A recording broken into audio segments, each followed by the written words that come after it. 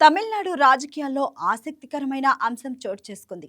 ఒకప్పుడు 3 రాష్ట్రాలను గడగడలాడించిన గంధపు చెక్కల స్మగ్లర్ కుమార్తె ఇప్పుడు ఎన్నికల్లో పోటీ చేస్తుంది. ప్రజా సేవకు నేను సైతం అంటూ బరిలోకి దిగుతుంది. డబ్బు, శక్తి, పెద్ద పార్టీలు అన్నీ ఎదురుగా ఉన్నా ప్రజలే తన బలమంటుంది. ఎవరి నాయకురాలు? ఏంటి ఆమె రాజకీయ ప్రయాణం? ఇప్పుడు చూద్దాం.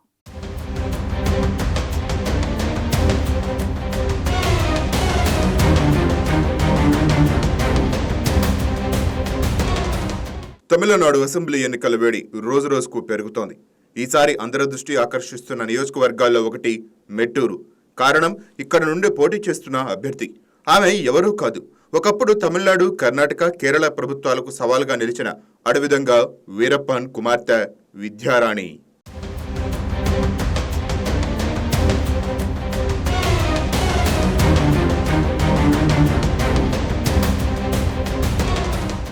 ఒకప్పుడు అడవుల్లో గన్స్తో తిరిగిన కుటుంబం ఇప్పుడు బ్యాలెట్తో ప్రజల ముందుకు రావటం ఇదే ఈ కథలో ఆసక్తికరమైన అంశం. మెట్టూరు నియోజకవర్గం నుంచి నాన్ తమిళర్ కాట్చి పార్టీ తరపున వింధ్యారాణి పోటీ చేస్తున్నారు. అయితే ఈ పోటీ కేవలం ఎన్నికల బరిలో నిలబట్టమే కాదు, ఒక పెద్ద సందేశాన్ని కూడా ఇస్తోంది.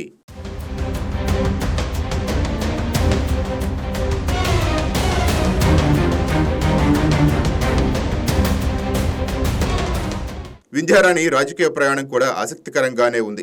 మొదట పట్టాలి, పక్కల్ కాట్చీలు అడుగుపెట్టిన ఆమె తర్వాత భారతీయ జనతా పార్టీలో చేరి బీసీ మోర్చాలో కీలక పదవి చేపట్టారు. కానీ అక్కడ ఎక్కువ కాలం కొనసాగలేదు. తర్వాత సీమాన్ నేతృత్వంలోని నామ్ తమిళర్ కట్చీలో చేరి ఇప్పుడు అదే పార్టీ నుంచి అసెంబ్లీ పోరులో నిలిచారు.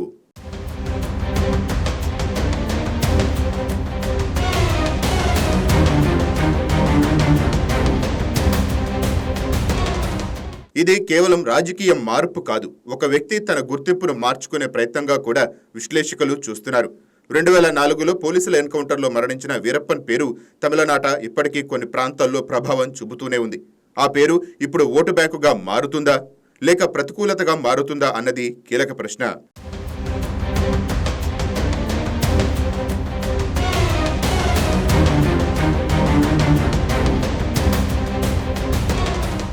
ఇక వింధ్యారాణి మాత్రం స్పష్టంగా చెప్తోంది, నా తండ్రి చేసిన తప్పులను నేను సమర్థించను, నేను ప్రజాసేవ కోసం మాత్రమే రాజకీయాల్లోకి వచ్చాను అని. 2024లో జరిగిన లోక్సభ ఎన్నికల్లో కూడా ఆమె అదృష్టాన్ని పరీక్షించుకున్నారు. కృష్ణగిరి నుంచి పోటీ చేసి గెలవకపోయినా 1,00,000కు పైగా ఓట్లు సాధించడం ద్వారా తనకంటూ ఓ బేస్ ఉందని నిరూపించారు. దాదాపు 9% ఓట్లు సాధించడం చిన్న విషయం కాదు.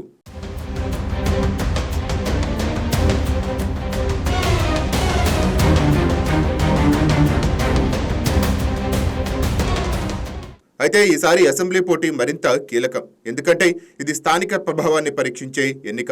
మెట్టూరు నియోజకవర్గాన్ని ఎందుకు ఎంచుకున్నారన్న ప్రశ్నకు వింధ్యారాణి ఇచ్చిన సమాధానం కూడా ఆసక్తికరం.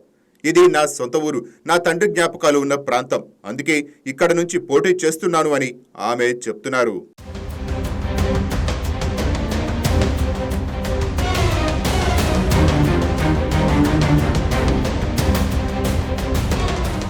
ఇక్కడ మరో ట్విస్ట్ కూడా ఉంది.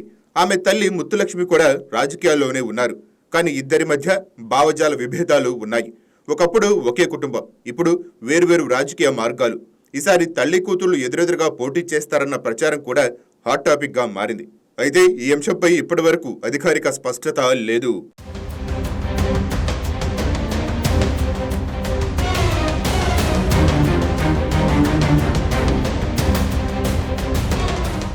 ఇక ఎన్నికల ప్రక్రియ విషయానికి వస్తే పెద్ద పార్టీలకు భారీ నిధులు, వనరులు అందుబాటులో ఉంటాయి.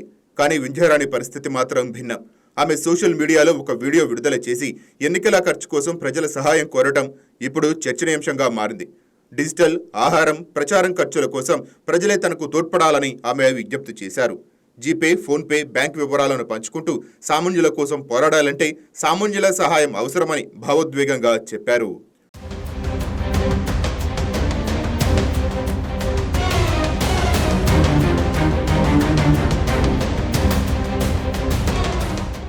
ఒకవైపు కోట్ల రూపాయలు ఖర్చు చేసే ప్రధాన పార్టీలు, మరోవైపు ప్రజల నుంచి చందాలు సేకరించే అభ్యర్థి. ఈ విరుద్ధ దృశ్యం ఇప్పుడు ఎన్నికల్లో స్పష్టంగా కనిపిస్తోంది. విశ్లేషకుల అభిప్రాయం ప్రకారం వింధ్యారాణి పోటీ కేవలం గెలుపు ఓటమి కంటే ఎక్కువ. ఇది ఒక ప్రయోగం. ప్రజలు గతాన్ని చూసి ఓటేస్తారా లేక భవిష్యత్తు ఆశలతో ఓటేస్తారా అన్నది ఇక్కడ ఒక టెస్ట్ కేస్.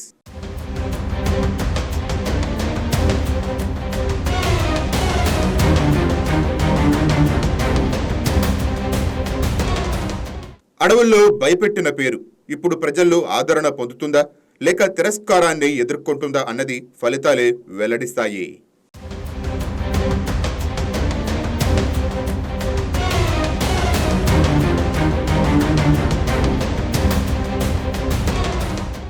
అడవుల్లో భయంకర చరిత్ర, రాజకీయాల్లో కొత్త అధ్యాయం. వీరప్పన్ కుమార్తె విద్యారాణి పోటీ తమిళనాడు రాజకీయాల్లో చర్చనీయాంశంగా మారింది. డబ్బు శక్తి లేకపోయినా ప్రజలే తన బలమంటున్న ఈ అభ్యర్థి ఓటర్ల మనసు గెలుస్తుందా లేక పెద్ద పార్టీల దెబ్బకు వెనకబడుతుందా అన్నది వేచి చూడాలి. Please subscribe to YK TV Network. Please subscribe to YK TV. Please watch YK News.